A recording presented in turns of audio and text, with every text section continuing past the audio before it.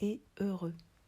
Un site qui offre de multiples ressources aux futurs parents et parents pour vivre toutes les étapes de la maternité et de la parentalité de manière épanouissante. Bonjour, je suis Anne-Carine Grisner, psychologue spécialisée en périnatalité et parentalité. Et aujourd'hui, voici un podcast sur tout ce dont vous avez besoin de savoir sur la césarienne. Quand je travaillais comme psychologue dans une maternité, les sages-femmes m'orientaient souvent des mamans qui n'allaient pas bien, soit juste après leur accouchement, soit en postpartum, soit au cours de la grossesse suivante. Beaucoup avaient en commun d'avoir accouché par césarienne. Certaines d'entre elles étaient traumatisées et les conséquences étaient multiples. Il est pourtant possible de bien vivre une césarienne. Ce que j'ai découvert, c'est que lorsque j'informais précisément et concrètement des femmes enceintes de ce qui se passe avant, pendant et après une césarienne, celles qui en avaient une avaient un vécu positif. On évite le trauma en ayant déjà le film dans la tête. Je vous explique ici, étape par étape, ce que l'on vit lorsqu'on accouche par césarienne. Alors, que faut-il savoir à propos de la césarienne ? D'abord, dans quel cas réalise-t-on une césarienne ? Elle se réalise toujours pour résoudre un problème médical de la mère et ou du bébé. Et elle fait en sorte qu'il se porte bien. La césarienne dite de confort, c'est-à-dire sans raison médicale, ne se fait pas. C'est le ou la gynécologue qui prend la décision. Alors, il y a 3 types de césarienne. La césarienne programmée, elle est prévue avant la date d'accouchement. Elle se déroule plutôt tranquillement car il n'y a aucune notion d'urgence. L'anesthésie est locale, le plus souvent par rachianesthésie. Et si le travail de l'accouchement débute avant cette date programmée, elle se fera alors plus rapidement. Il y a la césarienne semi-urgente. Elle a lieu au cours de travail ou pas. Il y a une notion d'urgence, mais on a quand même 30 minutes devant nous pour préparer la patiente et mettre en place l'anesthésie locale, plutôt rachianesthésie, si elle n'en a pas déjà une. Si elle en a déjà une, eh bien, on renforce la péridurale qui est déjà installée. Il y a la césarienne urgente. Elle a lieu lorsqu'il y a une grande urgence, c'est-à-dire qu'il faut faire sortir le bébé le plus rapidement possible. Soit la patiente a déjà une péridurale installée et à ce moment-là, on lui rajoute une dose adaptée d'anesthésiant, soit elle n'a aucune anesthésie et elle a une anesthésie générale. Alors voici le déroulement d'une césarienne, avec tous les détails importants à connaître. Ainsi, vous aurez tout le film dans la tête, toutes les images. Et ça sera beaucoup plus simple le jour où vous en aurez une, si vous en avez une bien sûr. L'objectif, c'est de ne pas subir pendant une césarienne, mais de rester actrice pendant toutes les étapes. Et ça sera beaucoup plus facile si vous savez à l'avance ce qui va se passer. L'objectif, c'est de rester calme et sereine pour maintenir le lien avec votre bébé et favoriser le bon déroulement de l'opération. Dans le cas d'une urgence, souvent l'équipe n'a pas le temps d'expliquer en détail ce qui se passe. Ils sont focalisés sur ce qu'ils ont à faire. Il y a pas mal de choses à faire, il faut changer de place, passer de la salle d'accouchement au bloc opératoire. Donc, c'est pour cette raison que je vais vous expliquer tous les détails. Parce que souvent, le jour J, les équipes n'ont pas le temps. Alors avant la césarienne, il y a un temps de préparation. Pendant ce temps, qui peut être plus ou moins long, selon l'urgence et selon l'anesthésie qui est mise en place ou pas, ce temps de préparation peut durer à peu près 20 minutes. Sachez que le père ne sera pas présent durant ce temps. Et pourtant, il est souvent très stressant. Ces 20 minutes sont plutôt stressantes. Et souvent, on vous a dit à l'avance que le père serait présent à la césarienne. Mais ce qu'on ne vous a pas dit, c'est qu'il ne serait pas présent pendant ces 20-30 minutes de préparation. Voilà. Donc déjà, ne soyez pas surprise qu'il ne soit pas présent. Après, si vous avez envie de négocier qu'il soit présent, vous pouvez toujours le faire. Vous êtes toujours libre de demander des choses. Donc en réalité, l'équipe fera rentrer le père au bloc une fois que tout sera installé, et je dirais même une fois que l'opération commence. Donc pendant ce temps de préparation, soit on met en place l'anesthésie, ou on renforce celle qui est déjà là. S'il n'y a pas, ça peut être fait juste avant. En tout cas, il y a un rasage du haut du pubis. Tout simplement parce que l'incision va se faire juste au-dessus du pubis. Donc ensuite, au niveau de l'anesthésie, si la péridurale est déjà installée, on vous injectera plus de produits pour que vous soyez anesthésié sur toute la zone du ventre. Si vous n'avez pas encore d'anesthésie, eh bien, on vous posera une rachie.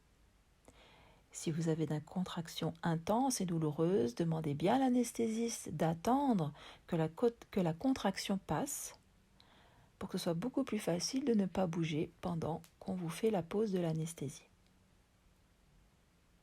Ensuite, on vous pose une sonde urinaire que vous garderez les premières 24 heures, jusqu'à ce que vous fassiez votre premier lever. Normalement, ça se fait après l'anesthésie, et donc c'est indolore. Ensuite, on vous amène au bloc opératoire. Au bloc opératoire, vous êtes allongé, vous êtes nu sur la table d'opération avec les jambes placées normalement, parallèles. Vos bras sont ouverts, ils sont posés chacun sur des repose-bras et ils sont sanglés. Alors oui, vos bras sont sanglés. Et c'est important, ce petit détail est important à savoir à l'avance parce qu'il est souvent plutôt dérangeant pour les mamans de le découvrir au moment où elles veulent bouger leurs bras. Pourquoi vos bras sont attachés? Tout simplement pour que vous ne bougiez pas, parce qu'il va y avoir une opération. Et puis ça va permettre aussi de bien surveiller votre tension, parce que sur un de vos bras, il y aura un appareil à tension. Il faut noter que souvent les femmes tremblent quand elles sont au bloc opératoire. Alors, les femmes tremblent parce qu'elles ont froid, parce que la température est plutôt fraîche, et puis aussi, elles tremblent d'émotion.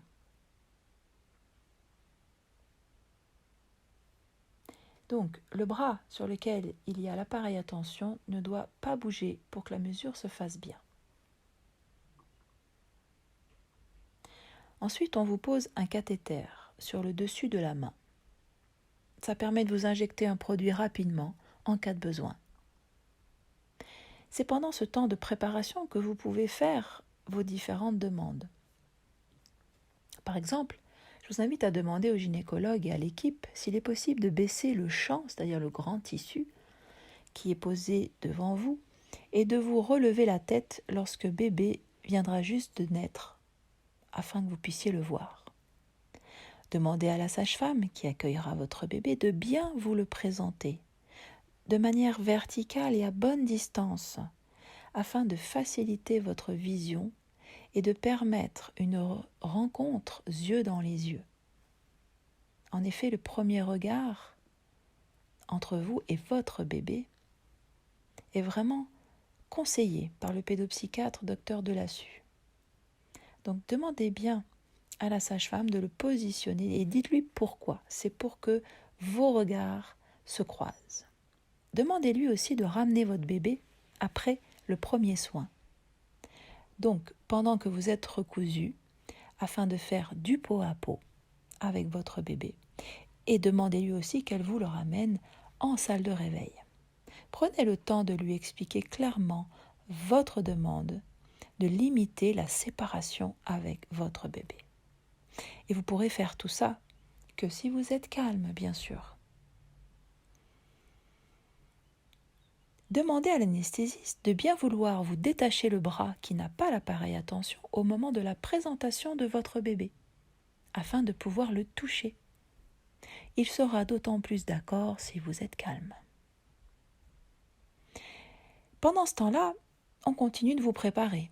On vous badigeonne le ventre d'un produit désinfectant et le bas-ventre aussi. Un grand tissu, donc le champ, est posé sur le haut de votre corps, sur votre poitrine, et se relève devant vous afin que vous ne puissiez pas voir l'opération.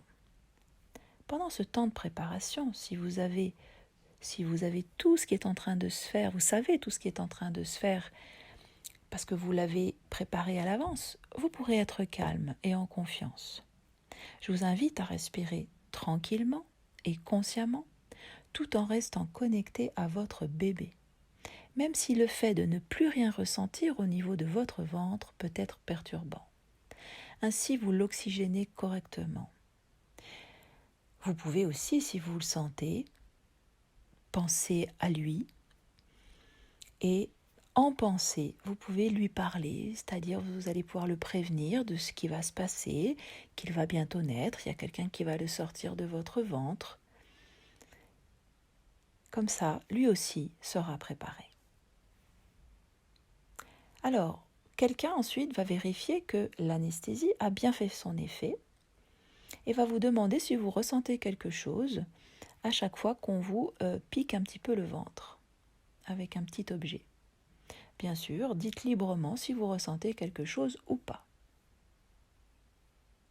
Donc, concrètement, vous avez l'anesthésiste qui est installé derrière vous. Il y a aussi une infirmière anesthésiste qui est plutôt là pour vérifier si tout va bien, pour votre confort. Souvent, elle vous parle.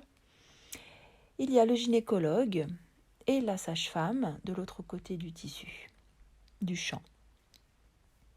Quand tout est prêt, le père est invité à entrer dans le bloc et à s'asseoir sur un tabouret au niveau de votre tête. Le champ, le grand tissu, dépasse largement sur le côté de manière à ce qu'il ne voit pas l'opération. Si vous avez envie d'avoir de la musique pendant la césarienne, n'hésitez pas à le demander et à prévoir une musique que vous auriez vue à l'avance, donc par exemple que vous aurez sur votre téléphone. Alors une fois que le gynécologue commence l'incision, et donc une fois que le père est là, 5 minutes environ vont s'écouler avant que votre bébé ne soit sorti. Ne soyez pas surpris si vous avez de légères sensations dans votre ventre.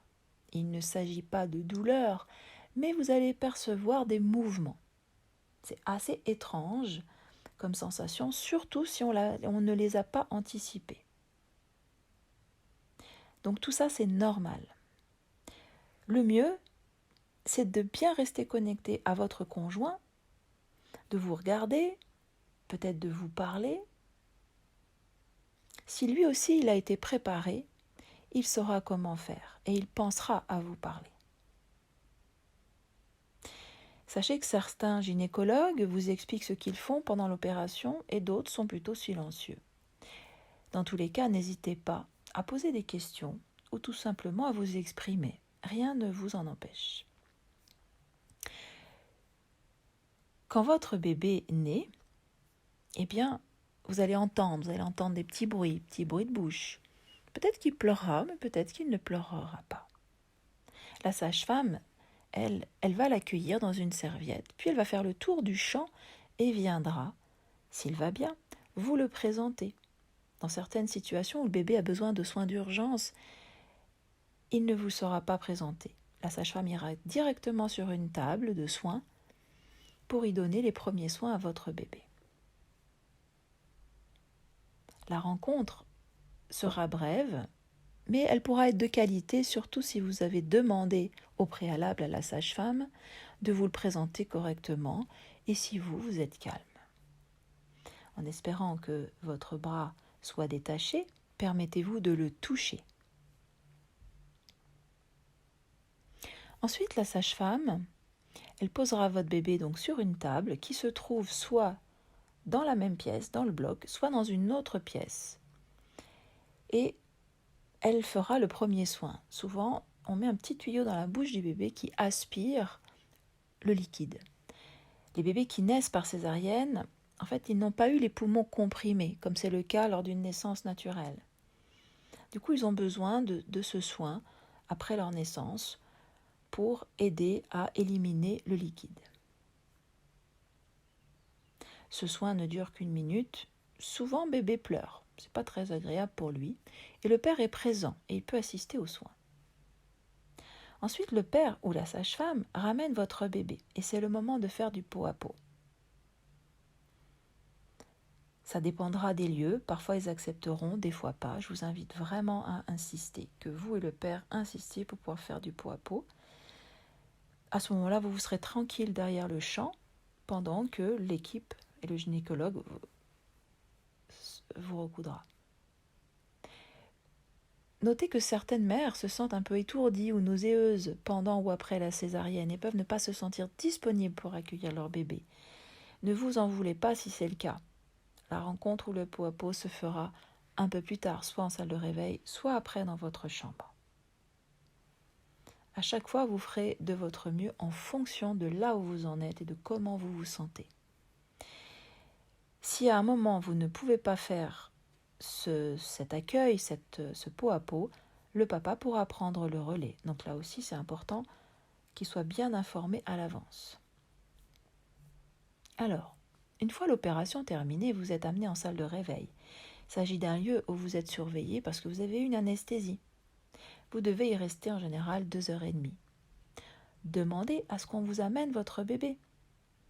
Et pour celles que le souhaitent, elles pourront faire une mise au sein. Le père peut parfois être présent si la césarienne a eu lieu dans la soirée ou la nuit, parce qu'il n'y a pas d'autres personnes opérées. À moins que vous ayez une salle de réveil dédiée pour uniquement les césariennes. Alors j'invite les pères de leur côté à demander, voire insister que bébé soit amené auprès de sa maman le plus rapidement possible en salle de réveil. En effet, tant que la mère se sent bien, il est important de privilégier le lien mère-bébé. Dans le cas où la maman a eu une anesthésie générale, ou qu'elle ne se sente pas bien, donc le père fera lui-même le pot à pot. Cependant, il peut demander que dès que la mère est réveillée, le bébé lui soit amené. Idéalement, bébé reste sur sa maman lorsque celle-ci est ramenée dans sa chambre. En tout cas, là aussi, osez le demander. Ainsi, la continuité du lien mère-bébé est maintenue au maximum. Le retour en chambre. Donc ensuite, vous êtes ramené dans votre chambre. Demandez à garder votre bébé sur vous. Une fois installé dans votre lit, je vous invite à demander à la sage-femme ou la puéricultrice de déshabiller votre bébé parce que souvent on vous l'a ramené en salle de réveil habillé.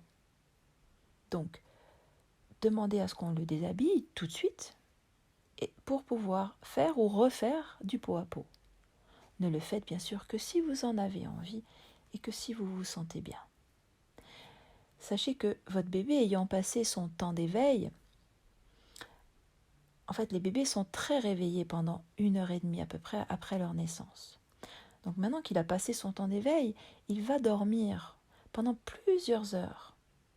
Et puis peut-être vous aussi. Alors installez-vous bien et posez votre bébé couché sur votre poitrine, son ventre contre vous.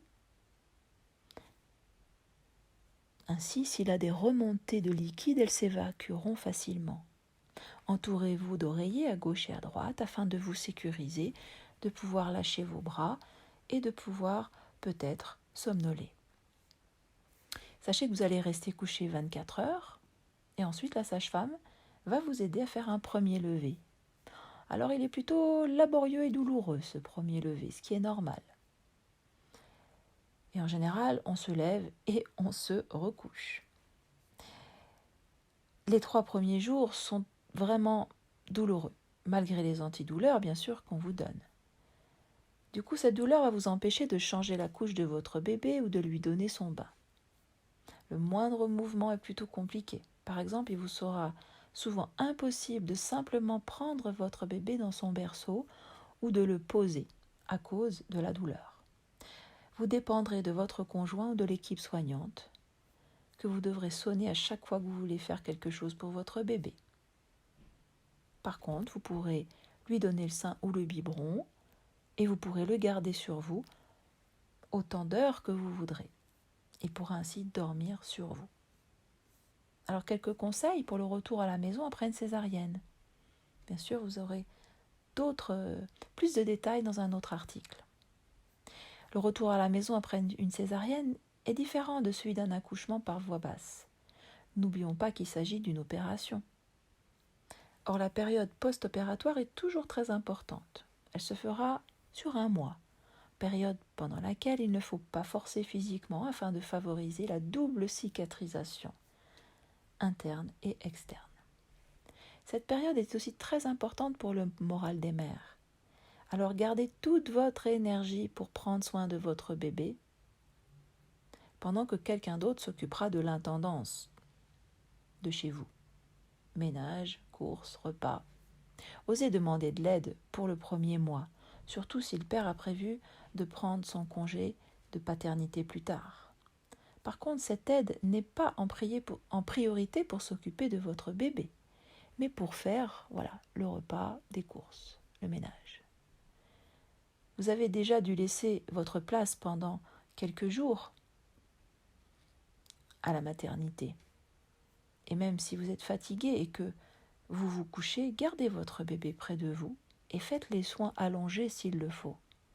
Cela vous aidera à renforcer votre rôle de maman et à tisser des liens d'attachement forts avec votre bébé. Dans tous les cas, respectez-vous et écoutez vos ressentis. Pensez à contacter le plus rapidement possible votre mutuelle, qui, après toute opération, peut prendre en charge une aide pour le ménage. Cette aide peut démarrer et se répartir quand vous voulez, c'est-à-dire après la reprise du travail du papa, par exemple, ou pas. Prévenez le père, en tout cas, qu'il aura à faire l'intendance. Rangement, repas, ménage. Évaluez s'il a besoin de soutien ou pas. Et anticipez ça pendant la grossesse. Alors en conclusion, se préparer à vivre une césarienne en s'informant concrètement du déroulement permet de diminuer les vécus difficiles et traumatiques de ce mode d'accouchement. Notre cerveau est ainsi fait. S'il a anticipé une situation, même désagréable, celui-ci la digérera beaucoup plus facilement. Je dis souvent aux mères que peu importe la manière dont va naître votre bébé, l'important c'est le lien, la rencontre et tout ce que vous allez vivre ensemble par la suite avec votre bébé.